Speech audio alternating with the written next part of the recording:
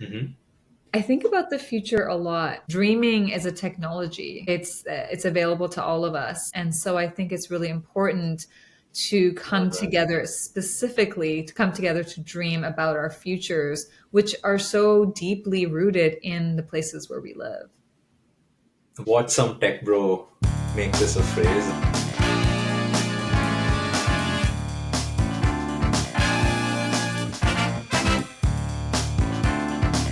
Today's guest is interesting for a lot of reasons. She does many, many things. She's a COO at a care tech platform. She's also the co-founder of RebuildTO, which is how I met Negin for the first time.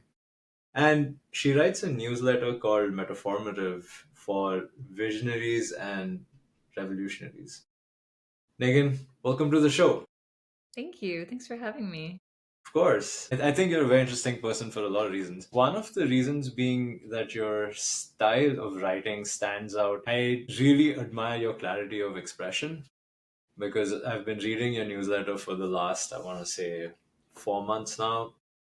And it is long form content, which I have, as I get older, I'm beginning to enjoy more and more of.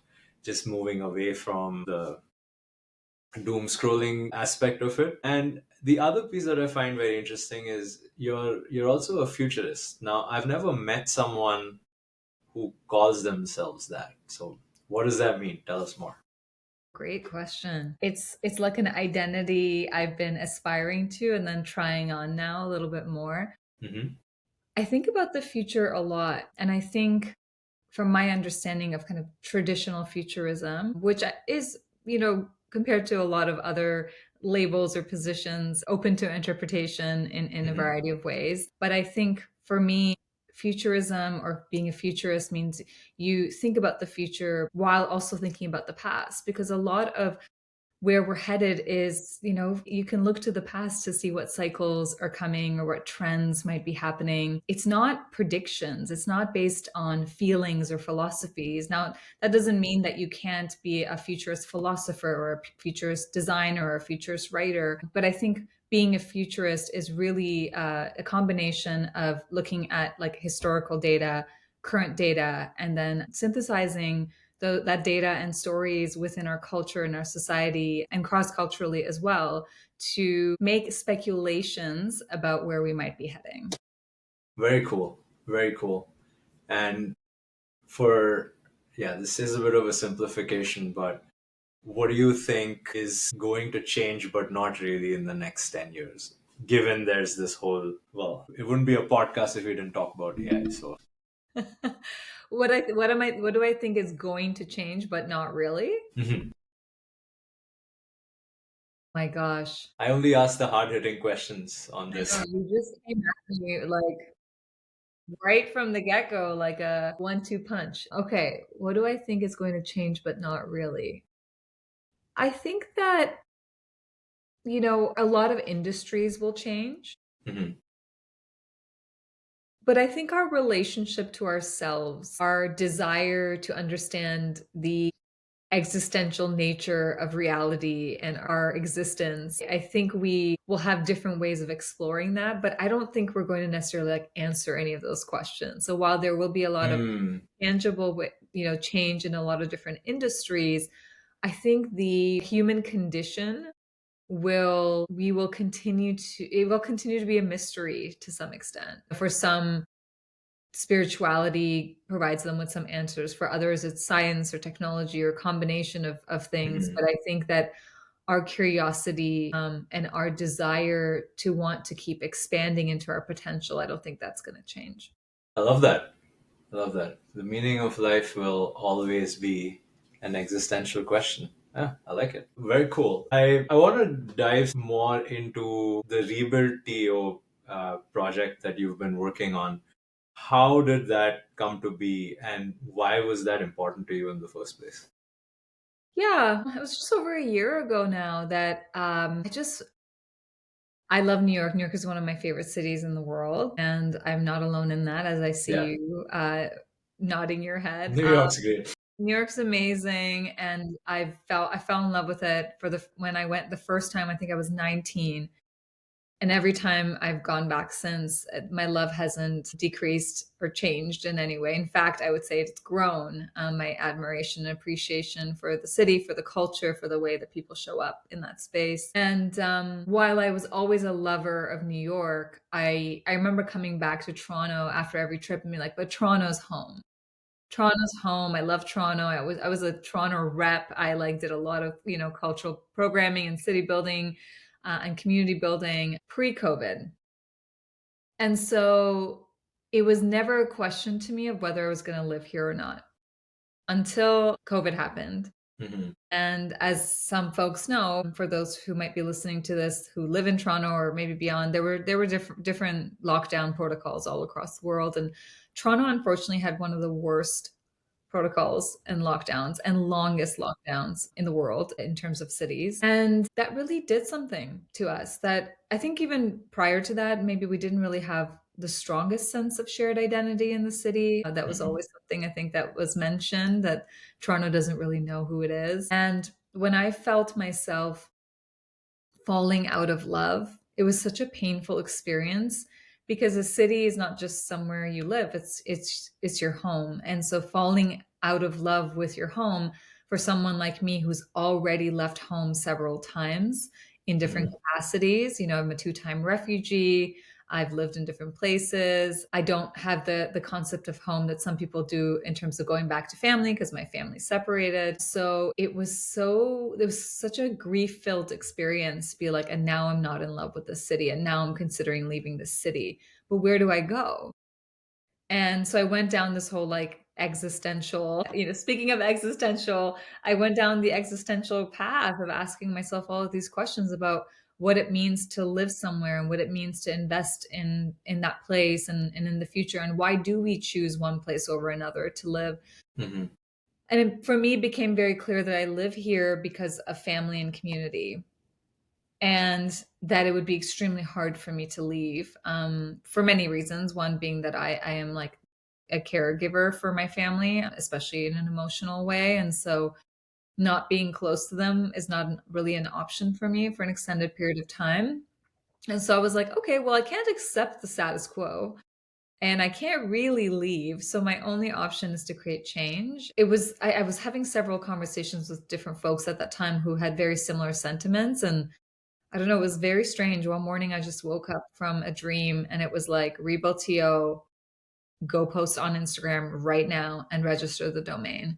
And I was like, I love okay. that. And so it happened, and a collective of us came together very soon after that to start dreaming and scheming about what this thing could become. I love that.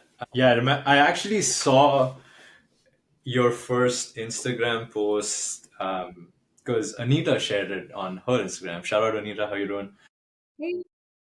And I was like, yeah, this sounds very interesting. I do agree. Like, I feel I moved to Toronto in 2018, and the city was very different before April 2020, and something changed drastically. And again, maybe this is just me at this point, sort of connecting the dots. But I feel like with the Toronto Raptors winning the NBA title for the first time, I felt like that was the first time where Canada as a whole started looking at themselves a little bit more differently. Toronto started to believe that, okay, we're not just a team that will keep get your hopes up and then destroy us.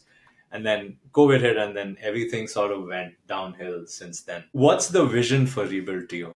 Mm, great question. In our first year, we were deep in research, trying to understand, are the sentiments we're feeling sentiments that are across the board? And what can we do to respond? What are our limitations? What is our capacity as a team? And where can we make the most impact? So we did the curated gatherings, which you came to one. We had community conversations, one-on-one conversations, and we kept hearing some things over and over and over again.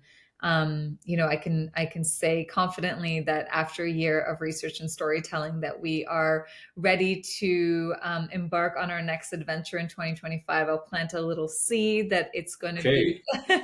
it's going to be more so focused on animating and activating neighborhoods through an ambassador program. And we hope to really bring some of those experiences that we were able to curate as a team to our communities and networks to each neighborhood across the city, because we found that it was profoundly impactful to just come together and talk about some of the challenges. We realized that even just in the conversation and in that shared space, transformation is possible, because what it does is that it catalyzes different types of thinking. It inspires action. It makes you walk around your city and look at the city differently, because you just finished having a conversation about it. And there's always something to learn from somebody that lives maybe in a different neighborhood or even in your neighborhood, but they're seeing things from a different perspective or experiencing things from a different perspective than you. So yeah, it's, originally our vision was to harness the diverse voices of the city to co-author a new story for our future.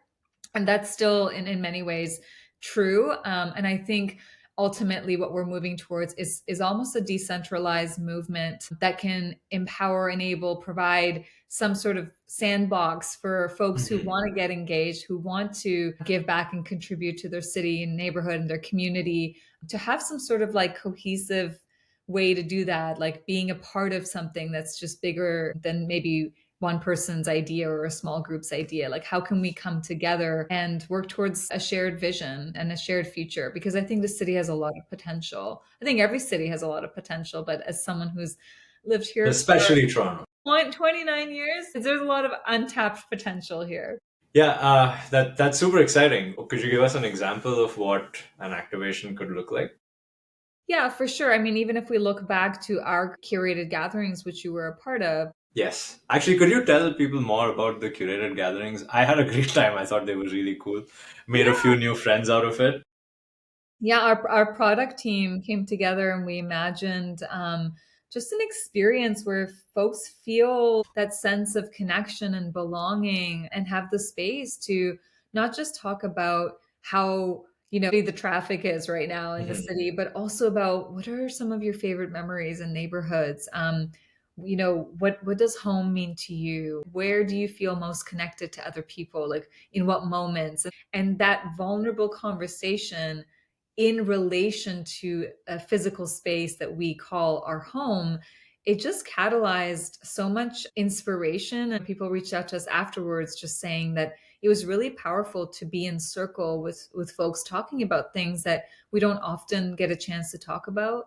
We might be thinking them, we might be having some one-on-one conversations, but there was something really beautiful about the group coming together, a bit of a gamified framework to enable people to choose questions based on their level of comfort. And it just, I think that the impact was that folks left feeling a little bit more aware of where they live, what the challenges are, and what the possibilities are.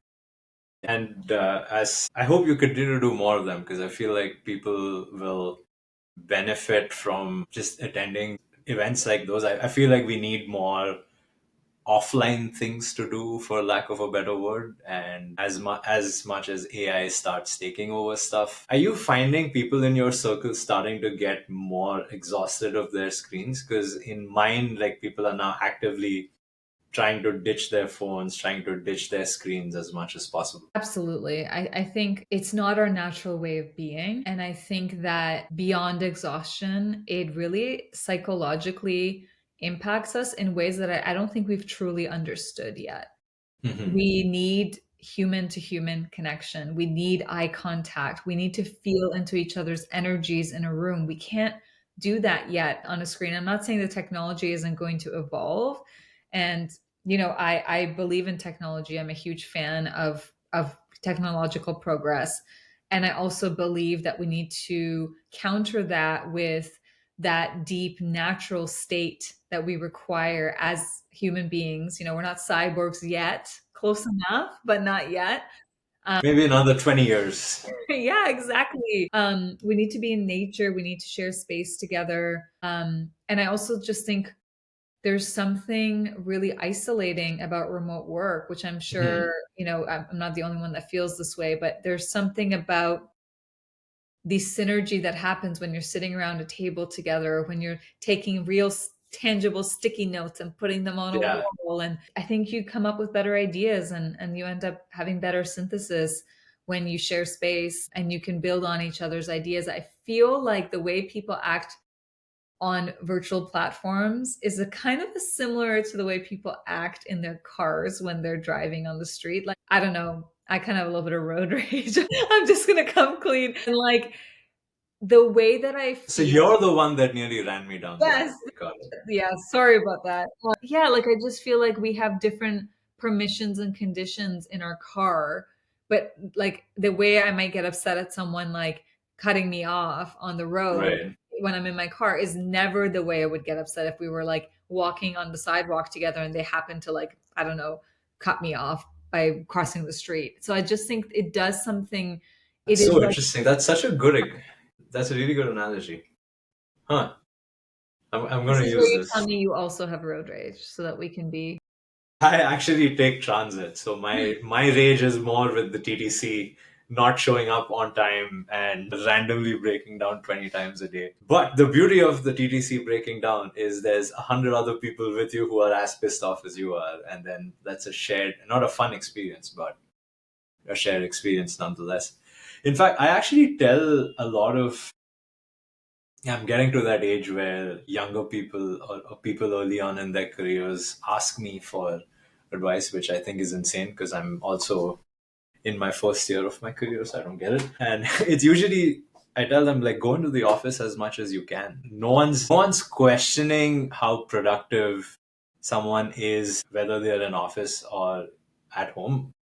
I would make the argument we are more productive when we're working from home. Mhm. But those 2 days in office or those 3 days in office will do so much more, especially for people early on in their career, in terms of the visibility that they get. Just like watching someone who's really good at what they do, just sitting next to them and observing them go at it is something that you just can't replicate over Zoom, Slack, or God forbid, Microsoft Teams. It's okay, we all feel the same about Microsoft Teams. That is also a universally shared experience. Nobody Yes. likes Microsoft Teams. Okay. Okay, since we are on the career piece, what would be your advice to Negin when she was just starting out? My goodness. Here we go. Another one of those big heavy hitter questions. What would my advice be to my former If self? I had to make small talk, I wouldn't have put the recording on. We could have just kept talking. I feel you. I appreciate that. I think it would, I mean, this sounds so corny, but it's just it's to trust yourself. You know, I think we have an internal compass. I talk about this a lot in my writing. I do believe that there's an internal compass which aligns us with authenticity, which is not a fluffy thing, right? It's actually what I describe as like the most resonant force in the universe. And that compass can guide you in your life, in your relationships, in the day-to-day activities as much as it can in your career. And so my advice to her, my younger self, would be to really trust yourself and to work on connecting with that inner compass, because that inner compass is the combination of ancestral wisdom, data, your experiences, and the synthesis that your mind is always doing in the background, whether you're aware of it or not. And so it's always being tuned and refined, Hmm.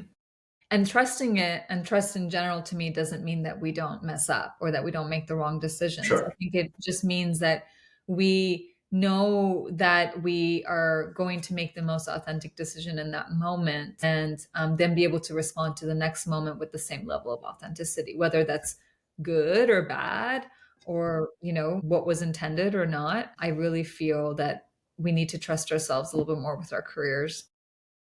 Amazing. I love that.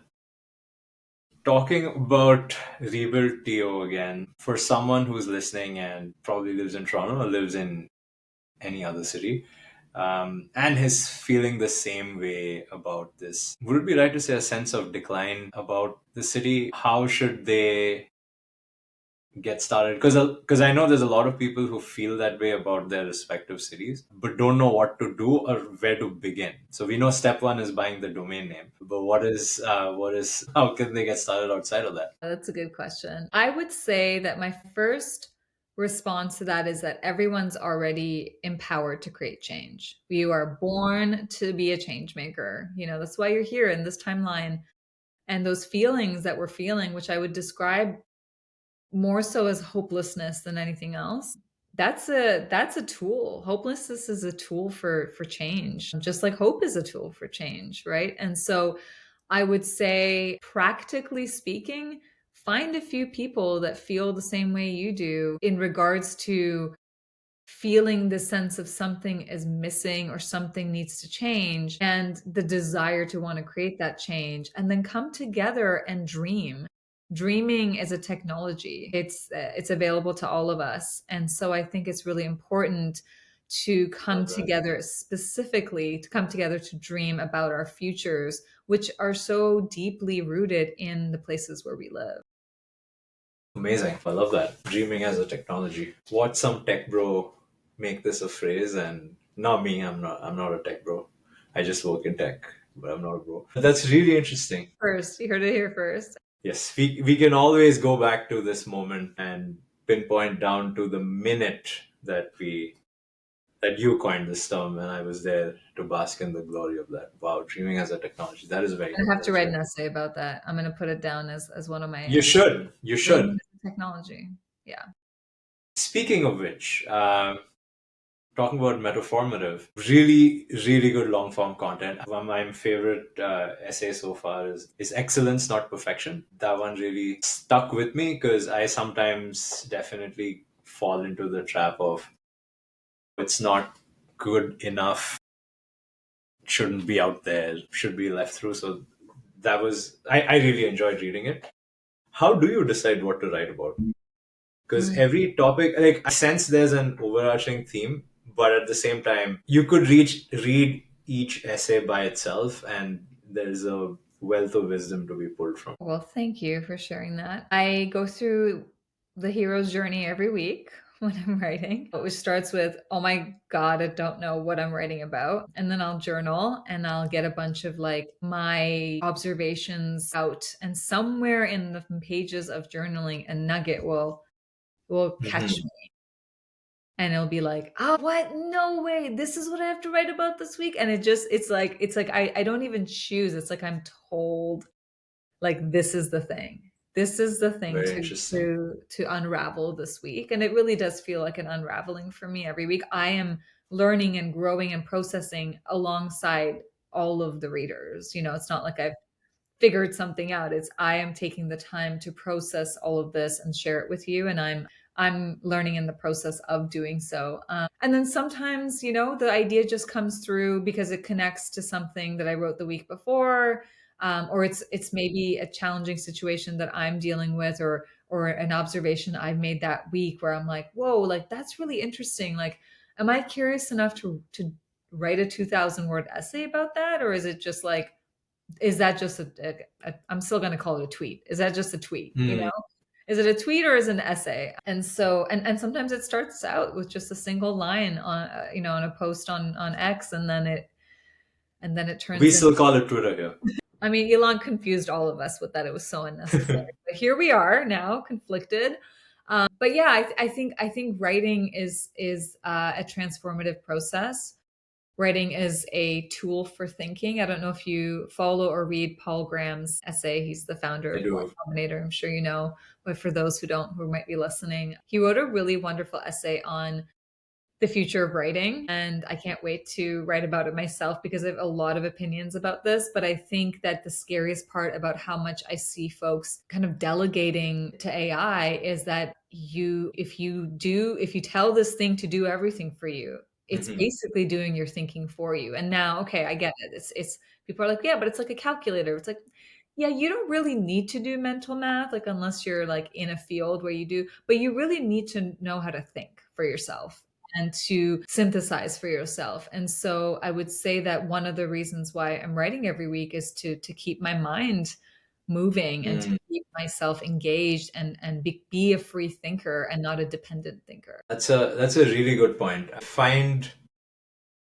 like, I do end up using AI tools quite a bit for like day to day tasks, But I did find myself once, I had to draft a proposal which was supposed to be my 2025 vision for my team for next year. And I asked ChatGPT, like I started typing and then I was like, why am I asking ChatGPT to tell me what my vision for 2025 is? I know what the vision is. This is a little concerning. And so I've definitely started leaning more on it. Do you think, like similar to now where we go to the gym for physical exercise because we are not getting enough physical movement in our day-to-day life, there'll be like a thinking gym that we end up spending 30 minutes, 45 minutes a day on just because we will be using AI a lot more in our day-to-day? Are you sure you're not a futurist? Because that sounds pretty futurist Does thinking. it? Oh, I think a lot. I Yeah, my brain goes 20,000 different places.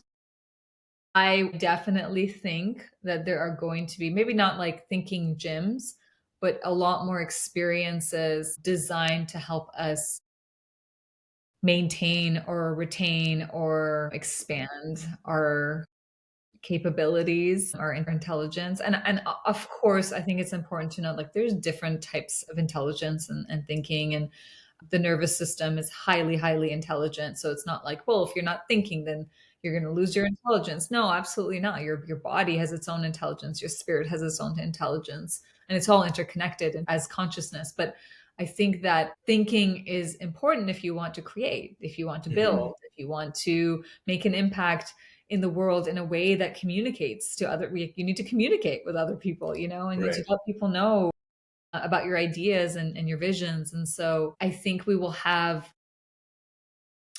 programs and experiences like anything that you're seeing now, I would say, that is moving into the direction of like hyper tech. We're going to see like there's always counterculture that rises to balance that out on the other extreme end.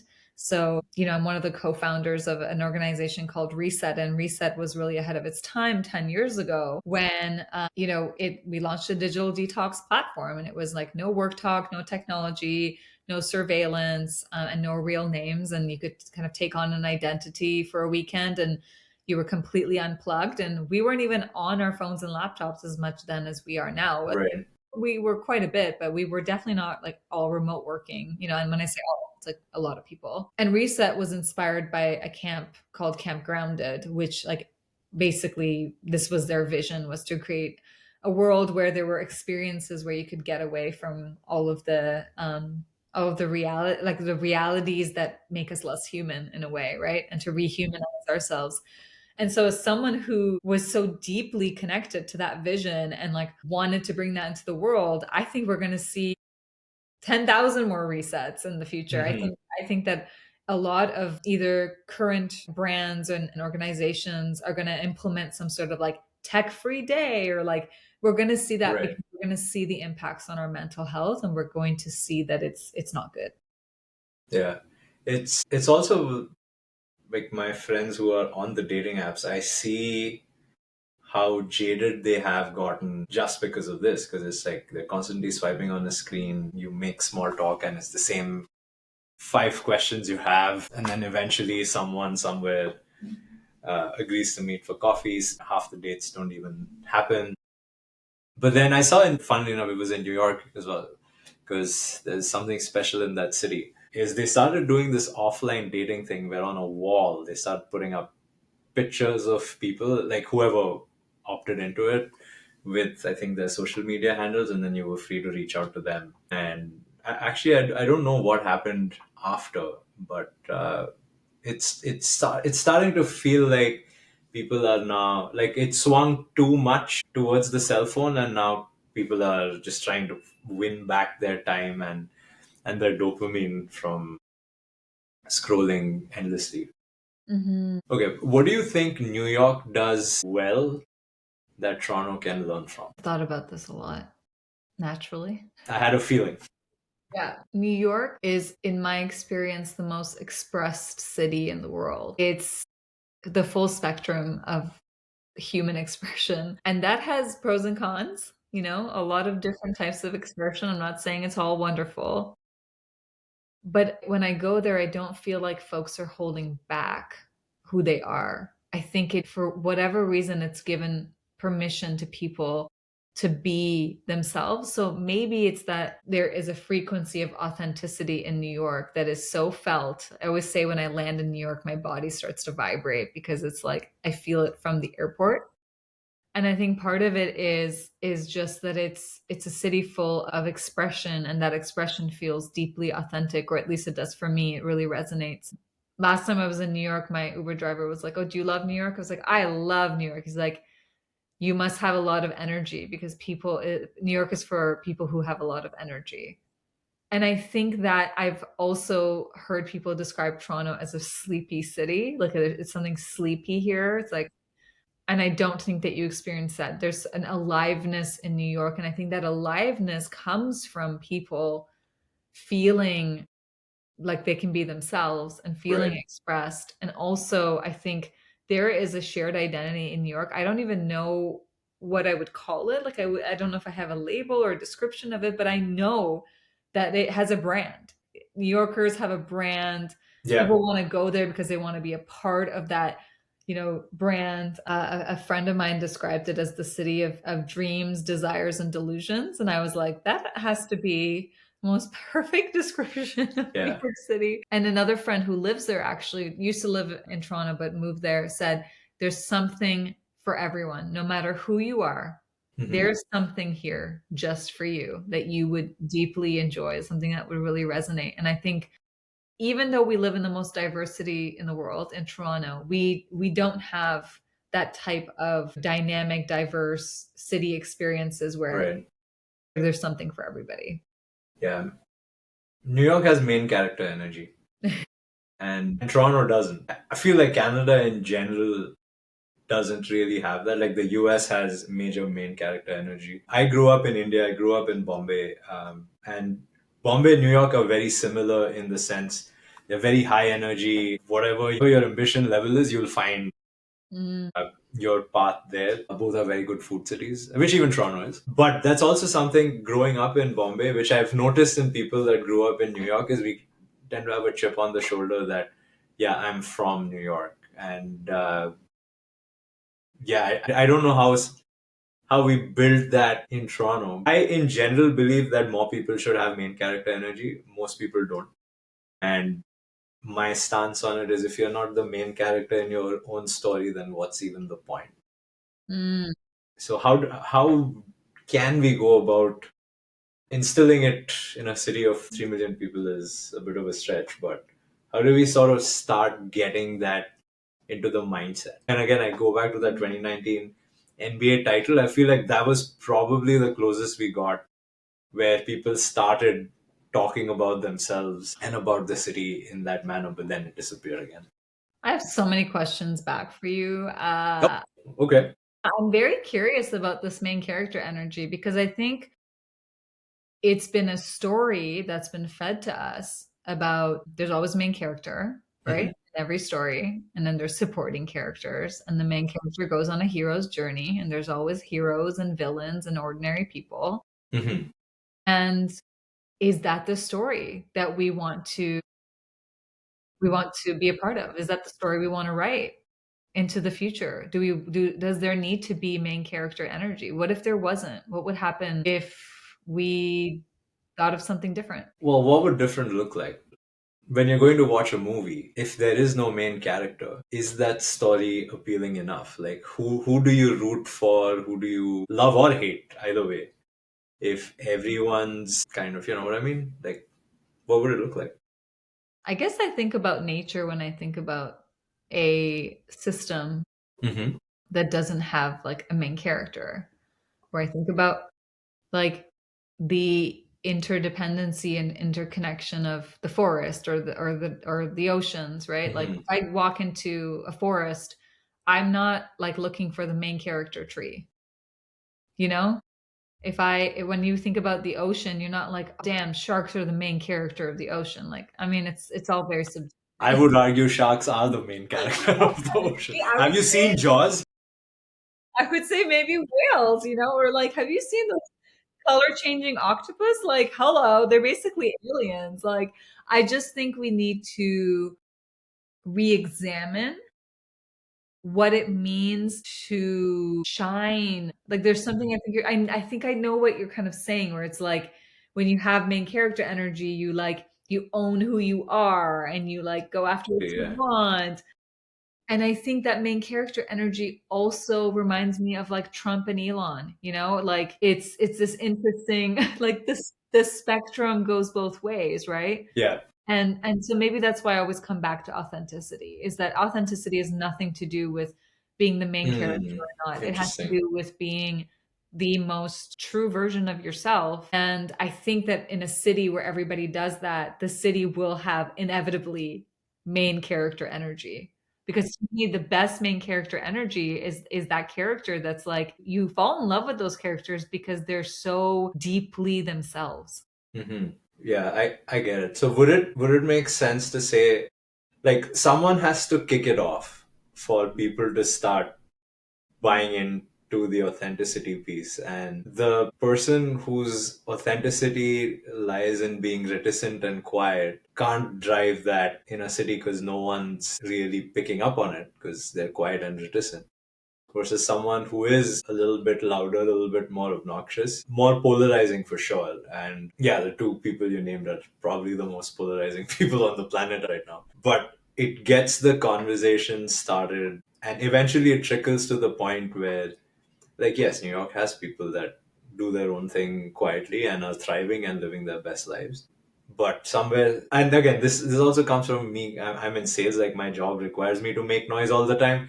That is how we get attention and eventually close deals. So that is where I'm approaching it from. Is that we need some people uh, to be not necessarily loud, but vocal enough with an opinion strong enough to move a big number of people and also create some ripples where then that becomes a conversation, because if everyone's agreeing to it, that's not really, that doesn't help either. There has to be Mm-mm. that healthy tension. Yeah, I agree. I think what you're kind of touching on is that there needs to be expression. Like people need to Hmm. express. And it doesn't necessarily need to be loud, but it needs to be impactful. Right. And I think it takes a lot of courage to express. And I know I saw this post somewhere a few months ago, but it was like, leaders go first. That's why they're called leaders, And I think that, that resonates with me to some extent, Hmm. because I also believe in like lead from behind and lead from the side or lead with. Right. But in terms of like taking the risk, yeah, like natural born leaders will be the first to walk into a dark room that feels a little scary because Right. they're like, it's okay, I can handle that, Right. And so I think that I kind of feel like you're touching on that a little bit, where it's like, well, some people are just going to have to, but I guess this is where when I talk about authenticity, it's like some people are authentically more Hmm. loud or rambunctious or whatever. Right. But I don't think that it necessarily, we don't need to design always for the loudest person in the room. I think Good there's point. a lot of power in, as my friend Seema would say, like designing for folks on the margins. Because when you actually design for folks on the margins, you end up including everyone.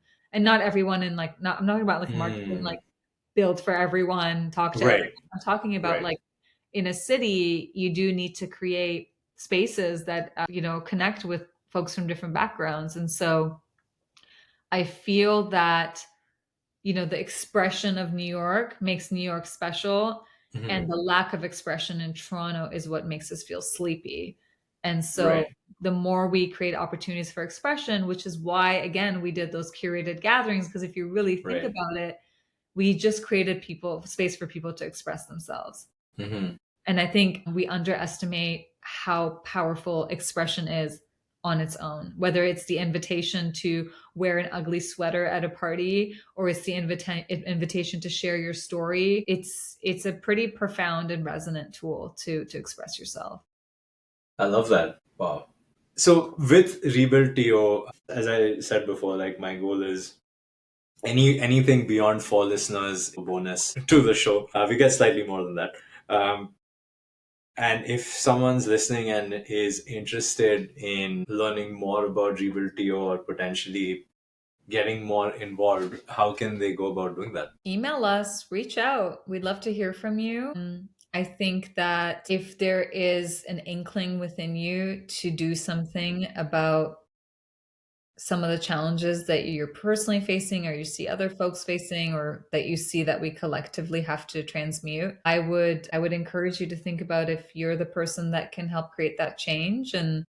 And I think we underestimate how much a couple of hours of contribution can go over a period of multiple years or decades.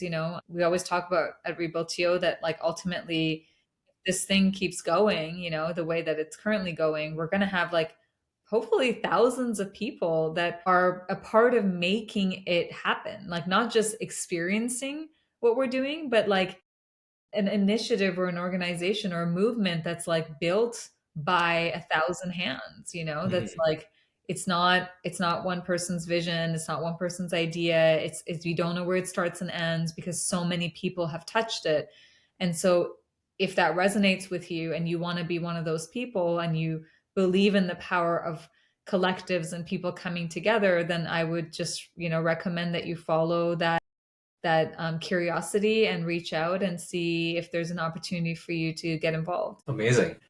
And in this year and a half of building Rebuild, what has been the most surprising thing that you've noticed? I guess one of the things, which is kind of funny because I shouldn't be surprised by this, but I guess how many people want to be involved and how much it captures some people just by its name. Like, wait, Hmm. what's that? RebuildTO? Yeah, like I think it either resonates with you or it doesn't. It either resonates with you or it confuses you, or you're like, this is not for me.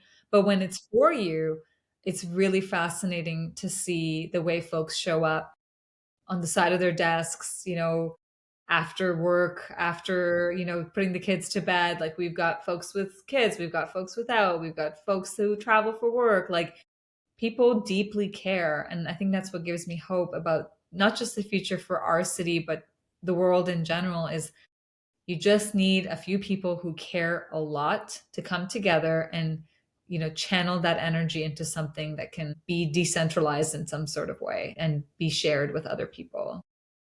Group of people with main character energy. I had to. I had to. I love that. I love that. This was all the questions I had relating to Rebuild TO. Now I have the really hard hitting questions that people find really hard answering. I'm ready. What is a subscription you can't live with? Oh my God. You're gonna make fun of me. Actually, no. You're not gonna make fun of me because I fully, fully believe in this. Probably the Chani app. I love my Chani app. It's an astrology app and Okay. dreaming. Astrology, like dreaming, is a technology. And Hmm. I don't believe in anything 100%, like anything, but I do feel that it's like this really interesting guiding print, like a guiding framework for my weeks and quarters and years and days and it's also just kind of fun. There's like a fun thing to it. So I would say that, Nice. and probably I would be lying if I didn't say ChatGPT is like at this Yeah. point. I know, yeah. And Sora went live today. I haven't been able to log in yet, I but I want saw to that. start tinkering with the video piece as well. No, I would not make fun of you for that. I think that the older I get and I'm just like open to more things and I find that I don't know, maybe as I'm getting older, I'm also getting a bit more spiritual. Mm, But I'm like, yeah, there has to be more to it than emails and whatever the human world is built.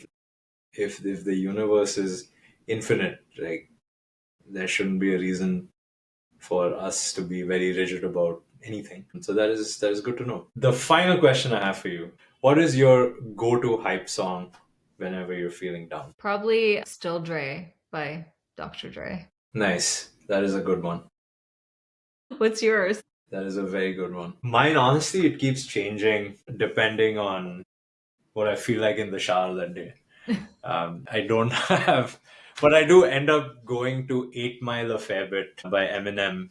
That tends to be one I end up playing fairly often, but it changes. Hmm. Like sometimes it's just the Man of Steel Hans Zimmer score, and that works as well. Yeah, depends on the week. Depends on the week for sure. In summer, I don't need a hype song.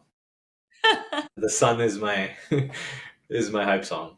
But in the winters, I find myself leaning more and more on hype songs. I feel that, especially as we approach the shortest day of the year, which is happening in 2 weeks. So we got to brace ourselves and we're going to listen to good music, high Yeah. frequency music. But on the upside, the days will keep getting long after that. I know. I know. That's like we're crossing the threshold. We're crossing the threshold.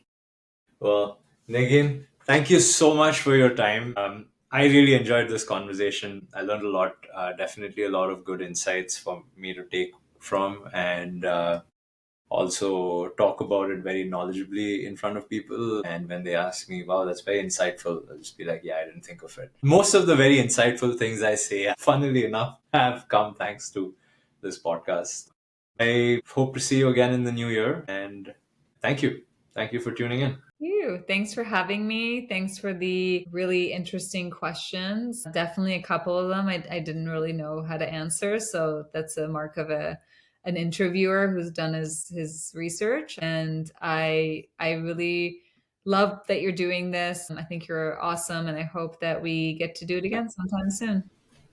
Thank you, Negin. Thanks.